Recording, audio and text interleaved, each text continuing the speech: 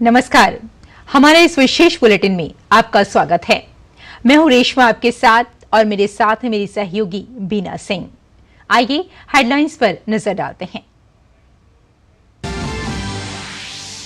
देश भर में हर्षोल्लास के साथ मनाया जा रहा है होली का त्योहार। उड़े रंग गुलाल, मस्ती में डूबे लोग। रंगोत्सव के पावन पर्व पर राष्ट्रपति, उपराष्ट्रपति और प्रधानमंत्री ने देशवासियों को दी बधाई।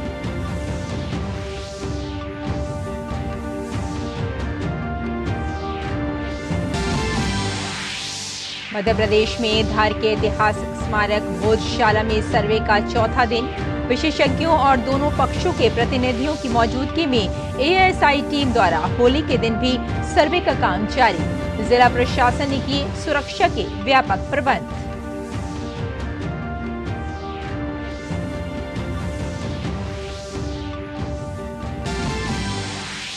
लोकसभा चुनाव को लेकर देश भर में सरगर्मियां जारी। संदेश खाली की पीड़िता रेखा पात्रा भाजपा के टिकट पर पश्चिम बंगाल की बशीरहाट सीट से लड़ेंगी लोकसभा चुनाव। कर्नाटक में खनन कारोबारी जनार्दन रेड्डी ने फिर थामा बीजेपी का दामन। असम में कांग्रेस विधायक भरत नारा का पार्टी से इस्तीफा।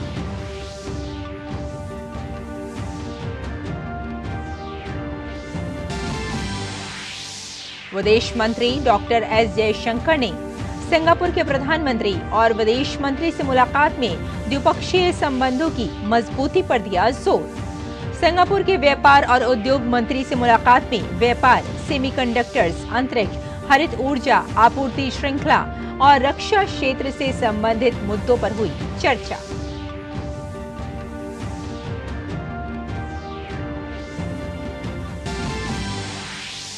और आईपीएल में आज रॉयल चैलेंजर्स बेंगलुरु अपने घर पर पंजाब किंग्स से भिड़ने के लिए तैयार। पहले मैच में बेंगलुरु को चेन्नई सुपर किंग्स के हाथों में मिली हार। वहीं पंजाब की कोशिश जीत के सिलसिले को बरकरार रखने पर।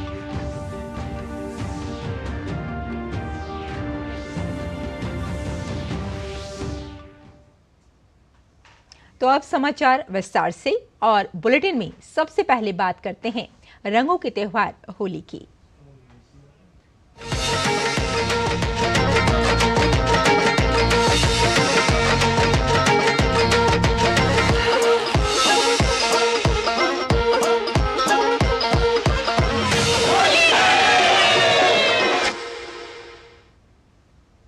दिल्ली, लखनऊ, पटना, भोपाल, रांची, मुंबई सहित देश भर में आज रंगों का त्योहार होली धूमधाम से मनाया जा रहा है। लोग एक दूसरे पर रंग गुलाल लगाते और उड़ाते हुए नजर आ रहे हैं। बच्चों और युवाओं में होली को लेकर खासा उत्साह देखा जा रहा है। ये पर्व बसंत के आगमन और बुराई पर अच्छाई की जीत का प्रतीक है। इस अवसर पर बधाइयों और मिठाइयों का सिलसिला जारी है और लोग एक दूसरे को गुलाल लगा रहे हैं। देश भर में लोगों में मस्ती का सुरूर है और वे गीत संगीत की थाप पर नृत्य करते देखे जा रहे हैं। वहीं बच्चे रंग भरे गुब्बारों के साथ होली का आनंद ले रहे हैं। होली का त्योहार फागुन महीने के पूर्णिमा के दिन मनाया जाता है। फागुन माह में मनाए जाने के कारण इसे फागुनी भी कहा जाता है। राग रंग का ये लोकप्रिय पर्व बसंत का संदेशवाहक भी है। बसंत के ऋतु में हर्षोल्लास के साथ मनाए जाने के कारण इसे बसंतोत्सव भी कहा जाता है। ये रंगों और खुशियों का त्योहार है और दुनिया भर में होली का जश्न देखने को मिलता है।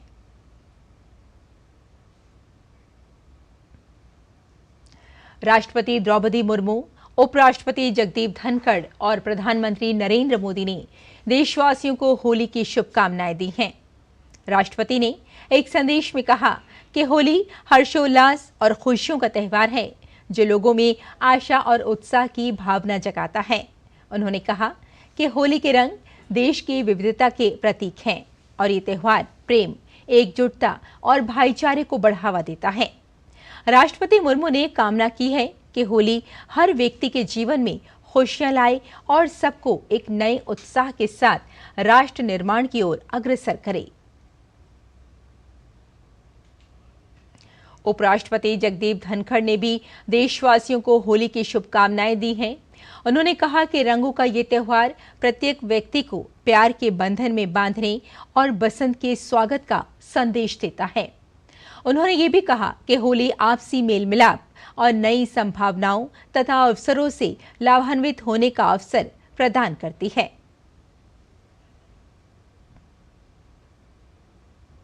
प्रधानमंत्री नरेंद्र मोदी ने देशवासियों को होली की बधाई दी है।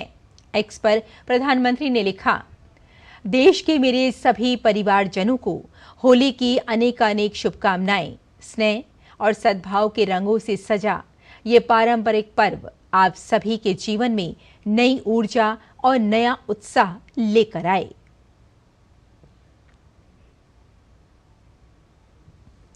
केंद्रीय गृह मंत्री अमित शाह ने अहमदाबाद में होली समारोह में हिस्सा लिया।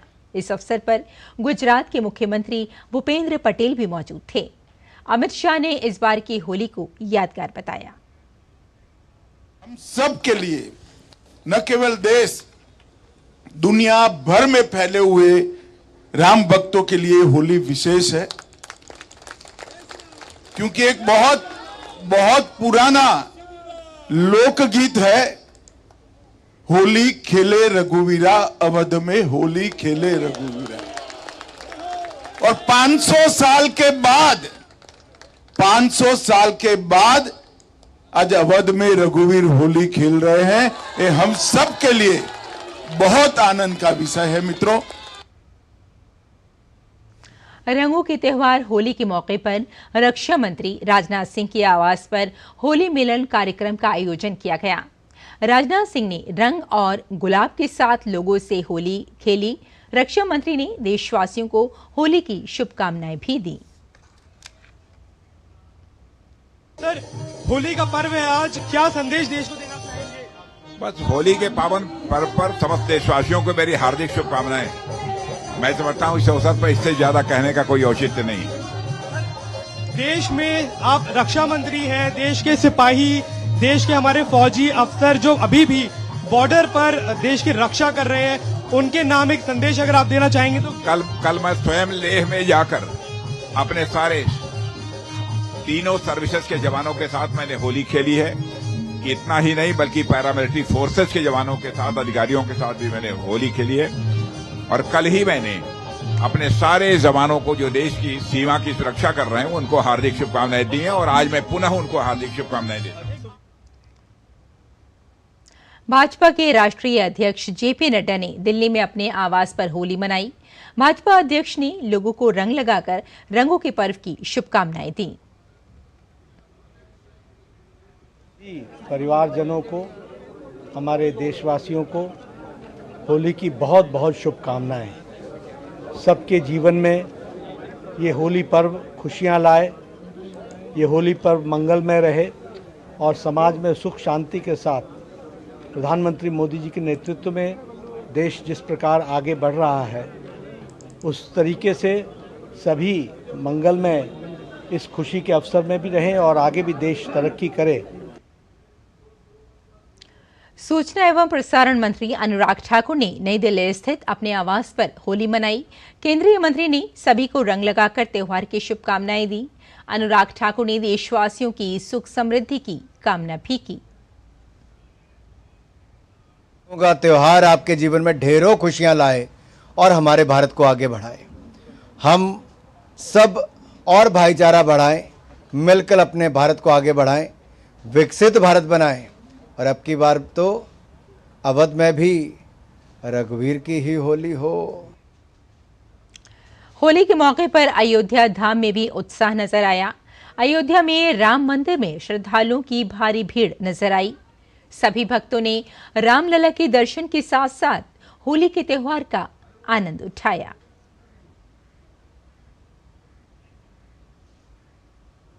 अयोध्या के श्री राम जन्मभूमि मंदिर में रंगोत्सव मनाया गया। भक्तों की भारी भीड़ ने होली के रंगों के बीच श्री रामलला के दर्शन किए।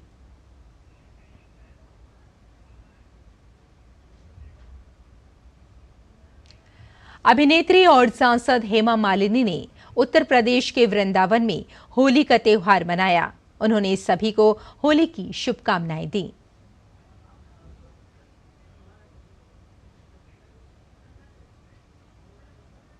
और देश के कोने कोने से रंगों की होली, फूलों की होली, लठमार होली के नज़ारे देखने को मिल रहे हैं।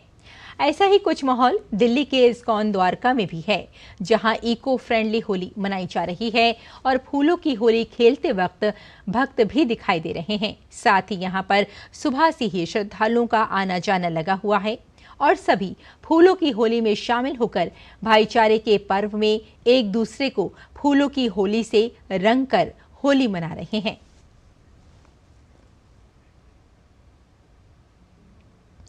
इस बीच दिल्ली के उपराज्यपाल वीके सक्सेना ने होली के अवसर पर श्रद्धानंद मार्ग स्थित महिला पुलिस चौकी का दौरा किया।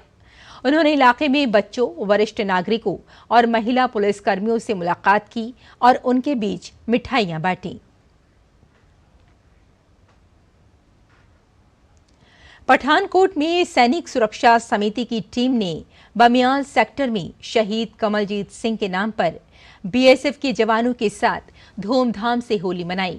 इस मौके पर देश के लिए अपनी जान न्योछावर करने वाले जवानों के शहीद परिवारों ने भी बीएसएफ के जवानों को होली का त्यौहार की धूमधाम से मनाया। इस अवसर पर सभी ने अलग अलग रंगों के तिलक लगाकर एक दूसरे को होली की बधाई दी।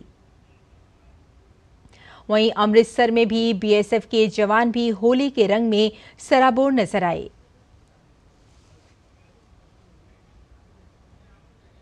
श्रीनगर में भी बीएसएफ के जवानों ने पूरे उत्साह के साथ होली मनाई।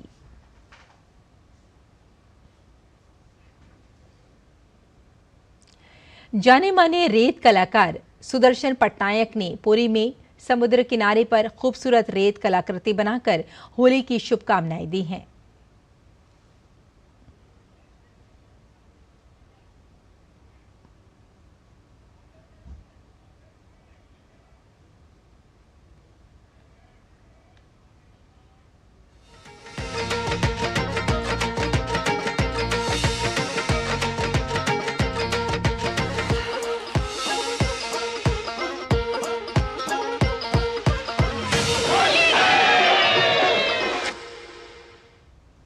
तो ये थी होली की कुछ खबरें और यहाँ लेते हैं एक छोटा सा ब्रेक। जल्द हाजिर होते हैं, आप देखते रहिए DT news. Delivery boy has picked your order. अरे भाई पता है भूख लगी है। 30 मिनट का मैसेज नोटिफिकेशन आया था ना। मैसेज के सारे थोड़ी बैठ सकते हैं। कल आपने कुछ शेयर्स बेचे थे ना? हाँ, तो चेक किया? मैसेज आया तो था। सिर्फ मैसेज काफी नहीं है। आप शेयर मार्केट में कोई भी ट्रांजैक्शन करते हैं ना, तो स्टॉक एक्सचेंज से आए एसएमएस या ईमेल को अपने डीमैट अकाउंट और बैंक स्टेटमेंट के साथ भी टैली कीजिए। बेटा भूख में ना दिमाग बंद हो जाता है। सोच कर समझ कर इन्वेस्ट कर। एक बार फिर आपका स्वागत है डीडी न्यूज़ पर। आइए कुछ और खबरों की ओर बढ़ते हैं। उज्जैन के महाकाल मंदिर में आग लगने की घटना में घायल लोगों का उपचार जारी है। मध्य प्रदेश के मुख्यमंत्री मोहन यादव ने इंदौर के अस्पताल पहुंचकर घायलों का हालचाल जाना। उन्होंने सभी घायलों की हर संभव सहायता का आश्वासन भी दिया। भस्म आरती के दौरान गर्भगृह में आग लगने की इस घटना में पुजारी सहित 13 लोग झुलस गए थे। भस्म आरती के दौरान अबीर गुलाल लगाया जा रहा था। इसी बीच आग लग गई। आनन फानन में सभी घायलों को अस्पताल पहुंचाया गया। वहीं समय रहते आग पर काबू भी पा लिया गया। महाकाल में सुबह भस्म आरती के समय वैसे होली की परंपरा है, शुरू से है। होली में रंग डलता, भगवान को पंडित पुजारी खेलते हैं, ये परंपरा थी। लेकिन भगवान के भाग्य से बड़ी घटना होने से बची है, बड़ी एक तरह से। लेकिन ये अलार्मिंग काल है। मैं समझ सकता हूँ कि प्रशासन के द्वारा हम कोशिश करेंगे भविष्य में ऐसी कोई घटना नहीं हो जाए। जो घायल हुए मैं उज्जैन में और इंदौर में दोनों जगह देख के जा रहा हूँ। इसकी मजिस्ट्रियल जांच के भी आदेश दे दिए हैं और जो घायल है उनको भी अच्छे से अच्छा इलाज सरकार कराएगी और प्रशासन के माध्यम से कोई राहत भी कराने की बात की है। अच्छी ढंग से कोई हमने कहा कि कम से कम 1 लाख रुपया इनको इस तरह से मदद की जाए और दोबारा ऐसी कोई घटना न घटे, इसके प्रबंधन भी करेंगे। प्रधानमंत्री नरेंद्र मोदी ने उज्जैन हादसे को पीड़ादायक बताया है। पीएम ने इस हादसे में घायल सभी श्रद्धालुओं के शीघ्र स्वस्थ होने की कामना की है। प्रधानमंत्री ने कहा कि राज्य सरकार की देखरेख में स्थानीय प्रशासन पीड़ितों की हर संभव मदद में जुटा है।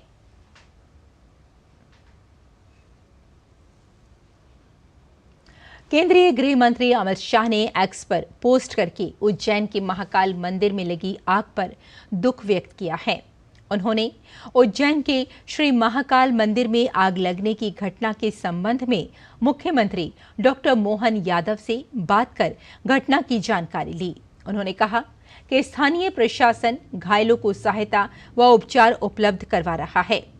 केंद्रीय गृह मंत्री ने बाबा महाकाल से घायलों के शीघ्र स्वस्थ होने की कामना भी की।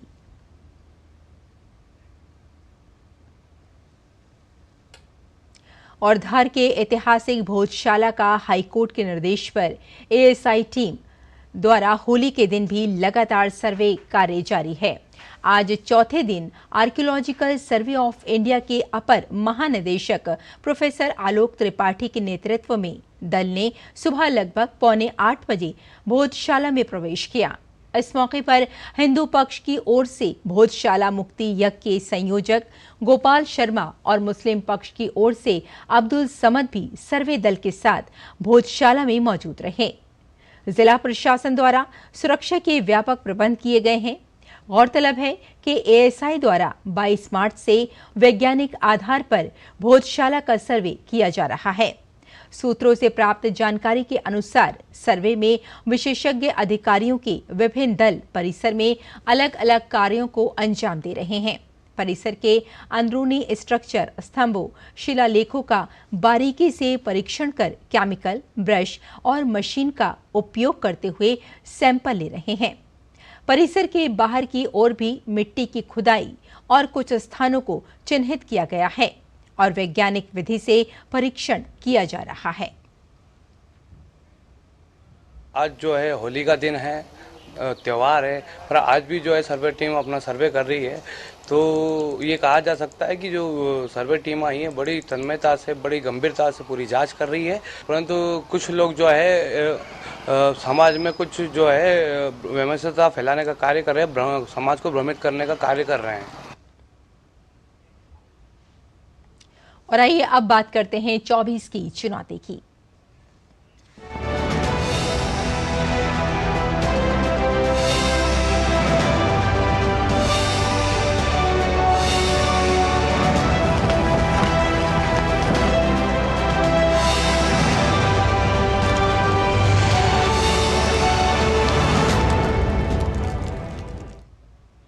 कांग्रेस ने आगामी लोकसभा चुनाव के लिए उम्मीदवारों की छठी सूची जारी कर दी है।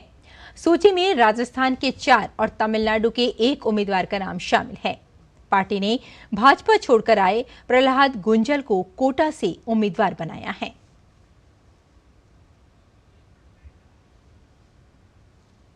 कर्नाटक के राजनीतिक दल कल्याण राज्य प्रगति पक्ष का भाजपा में विलय हो गया है। केआरपीपी के अध्यक्ष और विधायक जी जनार्दन रेड्डी भाजपा में शामिल हो गए। जनार्दन रेड्डी बड़े खनन कारोबारी हैं और बीएस येदियुरप्पा के नेतृत्व वाली भाजपा सरकार में मंत्री भी रह चुके हैं। जनार्दन रेड्डी ने कहा कि उन्होंने अपने साथियों की सलाह पर ये निर्णय लिया है।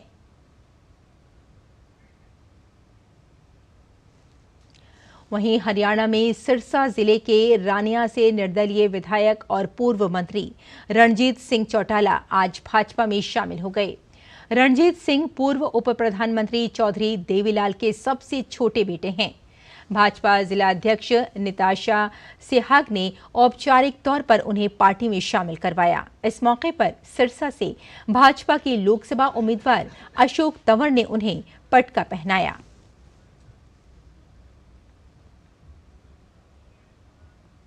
पार्टी में जो मुझे आदेश मिलेगा मैंने पूर्ण रूप से अपने आप को समर्पित कर दिया। मुझे जो हुक्म मिलेगा, मुझे कहेंगे चुनाव लड़ो, कहेंगे इस्तीफा दो, वो ये कहेंगे कि नहीं ये चुनाव छोड़ के वो लड़ो, और कोई चुनाव नहीं लड़ना तो भी उनका हुक्म मानूंगा। मैं पार्टी में हूँ, मैं ये देखना नहीं, मैं पार्टी में टोटल मोदी साहब की नीति में आके मैं उनके साथ समर्थन कर रहा हूं। मैं तो 5 साल से ही कर रहा हूं, आप सब लोग देख रहे हैं। जब मैं सबकी रैलियां करी, सभाएं करी, तो पूरे पार्टी का हाउस में पूरी तरीके से मैं समर्पित हूं। और मुझे इतना मौका दिया माननीय मनोहर लाल जी के आशीर्वाद से, मैंने जो डिपार्टमेंट मुझे दिए मैंने बढ़िया से काम करा। एक तरफ बीजेपी में लोगों का जुड़ना जारी है तो असम में कांग्रेस को झटका लगा है। प्रदेश में कांग्रेस विधायक भरत चंद्र नरहा ने पार्टी की प्राथमिक सदस्यता से इस्तीफा दे दिया है। नरहा अपनी पत्नी और पूर्व केंद्रीय मंत्री रानी नरहा को लखीमपुर लोकसभा क्षेत्र से पार्टी का टिकट नहीं दिए जाने से नाराज थे। कांग्रेस ने इस सीट से उदय शंकर हजारिका को उम्मीदवार बनाया है। नरहा ने कांग्रेस अध्यक्ष मल्लिकार्जुन खड़गे को अपना त्यागपत्र भेज दिया है।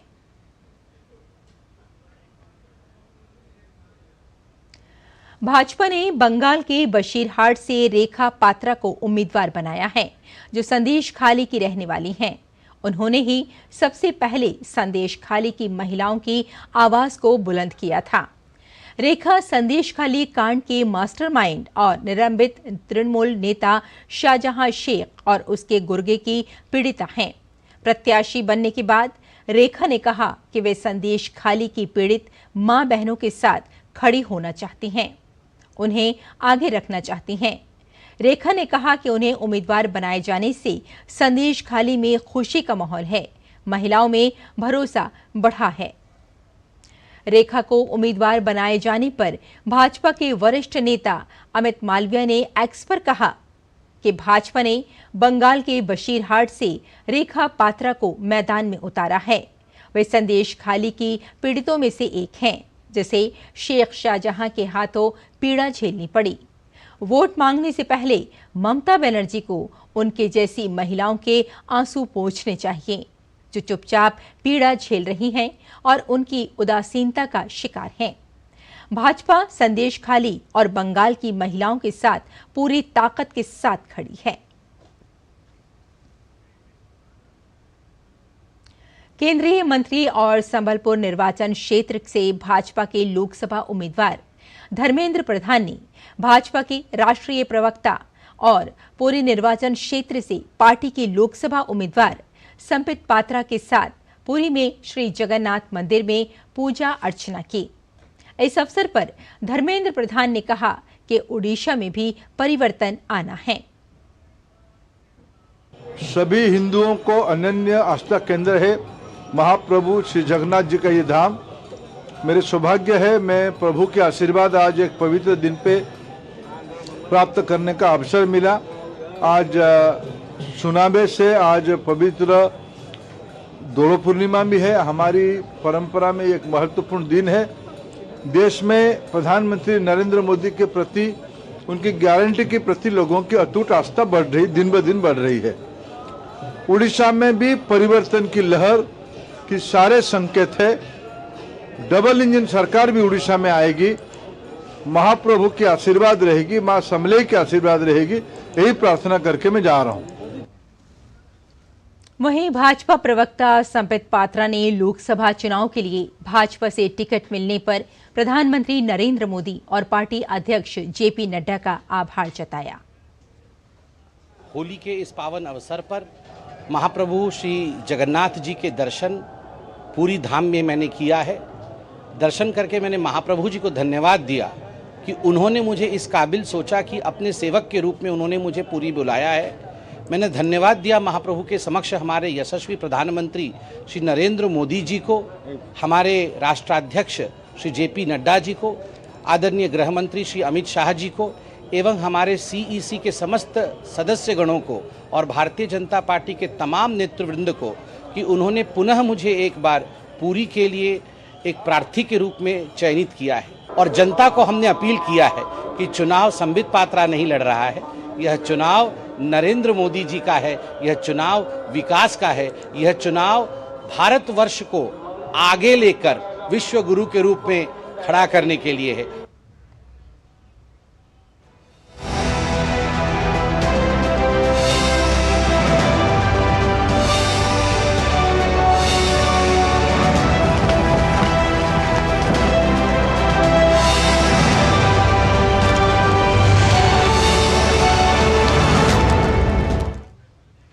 तो ये थी खबरें 24 की चुनौती की। आगे बढ़ते हैं। तमिलनाडु में लगातार बीजेपी कार्यकर्ताओं पर हमलों के विरोध में भारतीय जनता पार्टी के कार्यकर्ताओं ने नीलगिरी में सरकार के खिलाफ विरोध प्रदर्शन किया। इस प्रदर्शन में बड़ी संख्या में स्थानीय कार्यकर्ता शामिल हुए। इस दौरान पुलिस के साथ उनकी नोकझोंक भी हुई। विदेश मंत्री डॉक्टर एस जयशंकर ने सिंगापुर के व्यापार और उद्योग मंत्री गान किम योंग से मुलाकात की। इस दौरान व्यापार, सेमीकंडक्टर्स, अंतरिक्ष, हरित ऊर्जा, आपूर्ति श्रृंखला और रक्षा क्षेत्र से संबंधित मुद्दों पर चर्चा हुई। विदेश मंत्री ने भारत सिंगापुर मंत्री स्तरीय गोलमेज सम्मेलन में इन मुद्दों को विस्तार देने की उम्मीद जताई। और इंडियन प्रीमियर लीग के 17वें सीजन में आज रॉयल चैलेंजर्स बेंगलुरु का सामना पंजाब किंग्स के साथ होगा। ये मुकाबला बेंगलुरु में ही खेला जाएगा। बेंगलुरु की टीम को अपने पहले मैच में चेन्नई सुपर किंग्स से हार मिली है। ऐसे में टीम अपने होम ग्राउंड पर जीत की तलाश में उतरेगी। पहले मैच में बेंगलुरु के तेज गेंदबाज लय से भटकते दिखाई दिए थे। ऐसे में टीम को इस मुकाबले में अपनी इस कमी पर लगाम लगानी होगी। वहीं आरसीबी को बल्लेबाजी में अपने बड़े बल्लेबाजों से बड़ी पारी की उम्मीद रहेगी। तो हमारे इस विशेष बुलेटिन में फिलहाल इतना ही। मुझे और मेरी साथी बीना सिंह को अनुमति दें। नमस्कार।